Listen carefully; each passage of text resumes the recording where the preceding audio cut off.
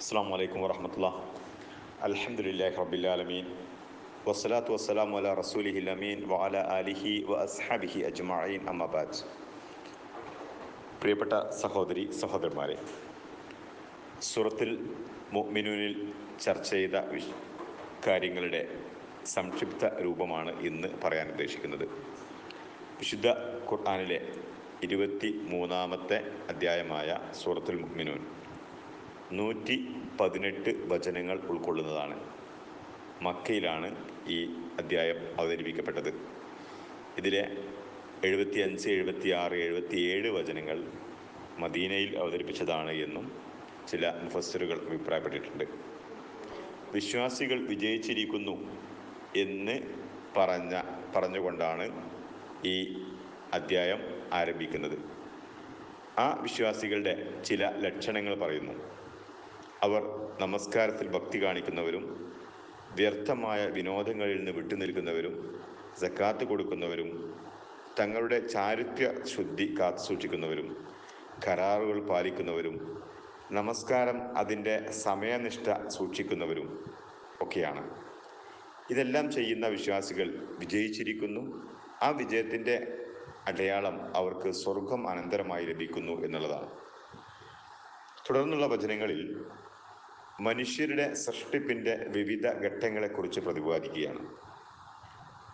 മനുഷ്യനെ സൃഷ്ടിക്കാൻ തുടങ്ങിയത് കളിമണ്ണിൽ നിന്നാണ്, കളിമണ്ണിൻ്റെ സത്തയിൽ നിന്നാണ് എന്ന് പറഞ്ഞുകൊണ്ട് തുടങ്ങുന്നു. ആദം അലൈഹി ഇസ്ലാമയുടെ സൃഷ്ടിപ്പിനെ കുറിച്ചിട്ടാണ് കളിമണ്ണ് കൊണ്ട് സൃഷ്ടിച്ചു എന്ന് പറയുന്നത്. തുടർന്നുള്ള മനുഷ്യരെ സൃഷ്ടിച്ചത് സ്ത്രീയും പുരുഷനും തമ്മിലുള്ള ശാരീരിക ബന്ധത്തിൽ ഒരു ശുക്ല ബിന്ദുവിൽ നിന്ന് അതിനെ രക്തക്കട്ടയായും പിന്നീട് മാംസപിണ്ഡമായും പിന്നീട് ആ മാംസപിണ്ഡത്തെ അസ്ഥികളാക്കിയും ആ അസ്ഥികളെ മാംസം കൊണ്ട് പൊതിഞ്ഞും അങ്ങനെ അവർക്ക് ജീവൻ നൽകിയും കൈകാലുകൾ നൽകിയും ഒക്കെയായിട്ടാണ് മനുഷ്യൻ്റെ സൃഷ്ടിപ്പിൻ്റെ വിവിധ ഘട്ടങ്ങൾ നടക്കുന്നത് എന്ന് പറയുന്നു. ഈ ഘട്ടങ്ങളൊക്കെ പരാമർശിച്ച ശേഷം അങ്ങനെ ഒരു കുട്ടിയായി നിങ്ങൾ പുറത്തിറങ്ങിയാൽ പിന്നീട് അങ്ങോട്ട് നിങ്ങൾ ഈ ദുനിയാവിൽ കുറഞ്ഞ കാലം ജീവിക്കുകയും ശേഷം നിങ്ങളെ അല്ലാഹു മരിപ്പിക്കുകയും ചെയ്യും. ആ മരണത്തിന് ശേഷം നിങ്ങൾക്ക് മറ്റൊരു പുതിയ ജന്മം കൂടി, പുതിയ ജീവിതം കൂടിയുണ്ട്, ഉയർത്തെഴുന്നേൽപ്പ് കൂടിയുണ്ട് എന്നുകൂടി പ്രതിപാദിക്കുന്നു. മനുഷ്യരെ സൃഷ്ടിച്ച ആ സൃഷ്ടിപ്പിൻ്റെ ഘട്ടങ്ങളൊക്കെ പറഞ്ഞ ശേഷം മനുഷ്യർ മാത്രമല്ല ഈ ദുനിയാവിലുള്ളത്. നിങ്ങളുടെ തലക്ക് മുകളിലായി 7 വാനലോകങ്ങളെ, ആകാശങ്ങളെ സൃഷ്ടിച്ചു. ആ ആകാശത്ത് നിന്ന് നിങ്ങൾക്ക് മഴ വർഷിപ്പിച്ചു. അതിൽ നിന്ന് നിങ്ങൾക്ക് വെള്ളം ലഭിച്ചു. അള്ളാഹു ഉദ്ദേശിച്ചാൽ ആ വെള്ളം വറ്റിച്ചു കളയാൻ, ആ മഴ ഇല്ലാതാക്കി കളയാൻ അവന് സാധിക്കുന്നു. അള്ളാഹു ഇറക്കിത്തന്ന ആ മഴയിൽ നിന്ന് ഭൂമിയിൽ കാർഷിക വിഭവങ്ങൾ ഉൽപ്പാദിപ്പിക്കുന്നു. അത് നിങ്ങൾക്ക് ഉപജീവന മാർഗമായി തീരുന്നു. നിങ്ങൾക്ക് കാലികളെയും സമുദ്രത്തിലുള്ള യാത്രാ സംവിധാനങ്ങളെയും അവൻ ഏർപ്പാടാക്കി തരുന്നു. ഇതൊക്കെ തരുന്നത് നിങ്ങളുടെ സൃഷ്ടാവായ റബ്ബിൻ്റെ ദൃഷ്ടാന്തങ്ങളിൽ നിന്ന് പാഠം ഉൾക്കൊള്ളാനാണ് എന്ന് കൂടി അള്ളാഹു സൂചിപ്പിക്കുന്നുണ്ട്. പിന്നീട് പ്രവാചകന്മാരുടെ ചരിത്രം പറയുകയാണ്. നൂഹ് നബി അലൈഹി ഇസ്ലാമയുടെ ചരിത്രം പറഞ്ഞുകൊണ്ടാണ് ആരംഭിക്കുന്നത്. അദ്ദേഹത്തിൻ്റെ സുദീർഘമായ പ്രബോധന കാലത്തെക്കുറിച്ചും അദ്ദേഹത്തെ വിശ്വസിച്ച ആളുകളുടെ ചുരുക്കത്തെക്കുറിച്ചും അവിശ്വാസികളുടെ ശിർക്കൻ ആചാരങ്ങളും വിശ്വാസങ്ങളും ഇസ്ലാമിനോടുള്ള എതിർപ്പുമൊക്കെ കൂടി വന്നപ്പോൾ അവർക്കെതിരിൽ അദ്ദേഹം നടത്തിയ പ്രാർത്ഥനയും പ്രതിപാദിക്കുന്നു. ആ പ്രാർത്ഥനയ്ക്ക് റബ്ബ് മറുപടി നൽകുന്നത് അദ്ദേഹത്തോടൊരു കപ്പലുണ്ടാക്കാൻ പറഞ്ഞിട്ടാണ്. വെള്ളത്തിന് പ്രയാസമുള്ള ഒരു സ്ഥലത്ത് അദ്ദേഹം കപ്പലുണ്ടാക്കിയപ്പോൾ ഭ്രാന്തൻ എന്ന് പറഞ്ഞുകൊണ്ട് അദ്ദേഹത്തിൻ്റെ ജനത പരിഹസിക്കുന്നു.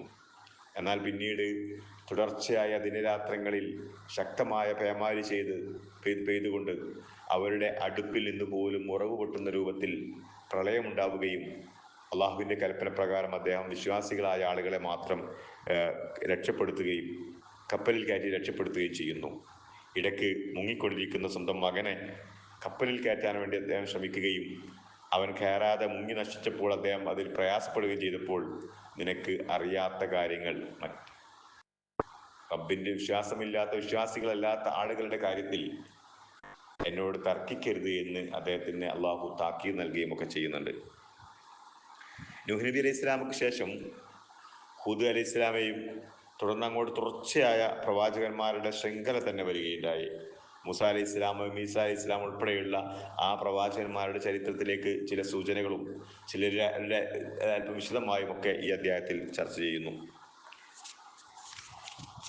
പ്രവാചകന്മാരുടെ ചരിത്രത്തിന് ശേഷം ആ പ്രവാചകന്മാരോടൊക്കെ അതത് സമൂഹത്തിലെ ആളുകൾ കാണിച്ച സമീപനം എന്തായിരുന്നു, അതിന് അള്ളാഹു നൽകിയ ശിക്ഷ എന്താണ് എന്നൊക്കെ പരാമർശിക്കുന്നുണ്ട്. തുടർന്ന് പ്രവാചകന്മാരോട് പൊതുവായി അള്ളാഹു നൽകിയ ഒരു കൽപ്പന ശ്രേഷ്ഠമായ വിശിഷ്ടമായ ഭക്ഷണം കഴിക്കുക എന്നുള്ളതാണ്.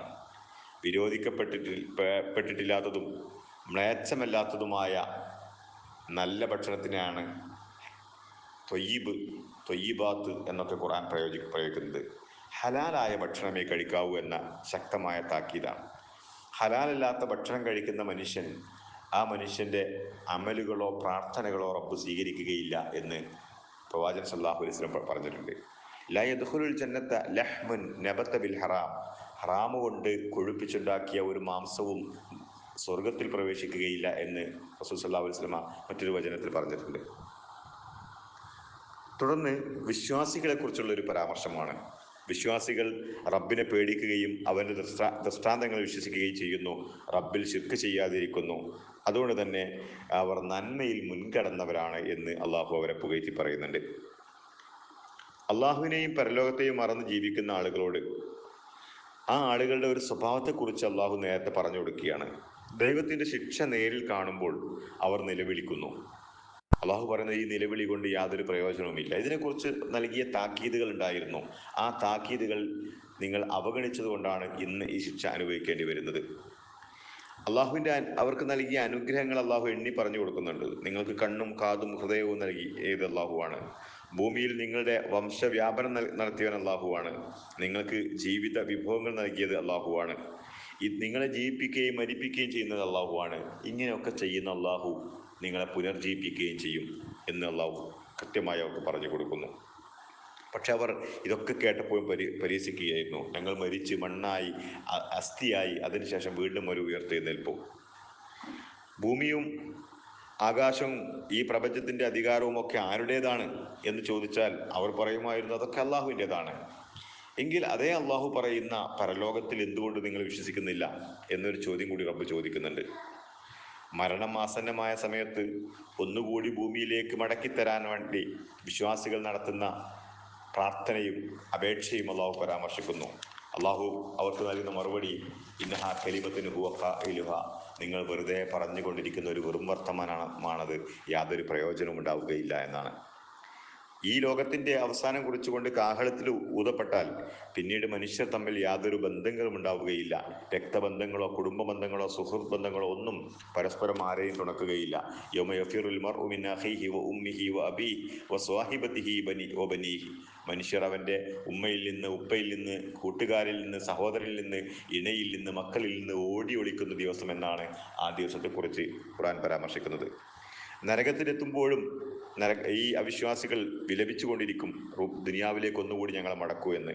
അപ്പോഴും റബ്ബ് പറയുന്നത് മിണ്ടിപ്പോകരുത്, നിന്ദരായി നിങ്ങൾ അതിൽ കഴിഞ്ഞുകൊള്ളുക. നിങ്ങളെ വൃഥാ സൃഷ്ടിച്ചതായിരുന്നില്ല, നിങ്ങൾക്ക് നിങ്ങളുടെ സൃഷ്ടിപ്പിന് കൃത്യമായ ലക്ഷ്യമുണ്ടായിരുന്നു. നിങ്ങൾ ആ ലക്ഷ്യം മറന്നതുകൊണ്ടാണ് നിങ്ങൾക്ക് ഈ ദുരിതമൊക്കെ ഉണ്ടാകാനുള്ള കാരണം എന്നുകൂടി റബ്ബ് അവർക്ക് പറഞ്ഞു കൊടുക്കുന്നു.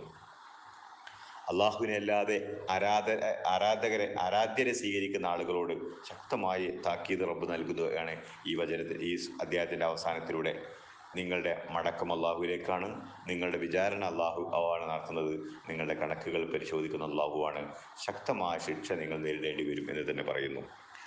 വിശ്വാസികൾ വിജയിച്ചിരിക്കുന്നു എന്ന് പറഞ്ഞുകൊണ്ടാണ് ഈ സൂറത്ത് ആരംഭിച്ചതെങ്കിൽ ഈ സൂറത്തിൻ്റെ അവസാനത്തിൽ അവിശ്വാസികൾ ഒരിക്കലും വിജയിക്കുകയില്ല എന്ന് പറഞ്ഞുകൊണ്ടാണ് അള്ളാഹു അവസാനിപ്പിക്കുന്നത്.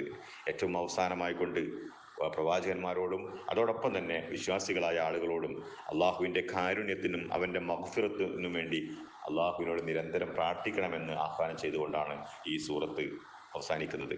വിശുദ്ധ ഖുർആൻ കൂടുതൽ ആഴത്തിൽ പഠിച്ച് അതിൽ ജീവിതത്തിൽ പകർത്തുന്ന നല്ല മനുഷ്യരായി തീരാൻ നാം പരിശ്രമിക്കുക. റബ്ബ് അനുഗ്രഹിക്കുമാറാകട്ടെ. റബ്ബനാ തഖബ്ബൽ മിന്നാ ഇന്നക അൻത സമീഉൽ അലീം വതുബ് അലൈനാ ഇന്നക അൻത തവ്വാബുർ റഹീം. അസ്സലാമു അലൈക്കും വറഹ്മത്തുള്ളാഹി.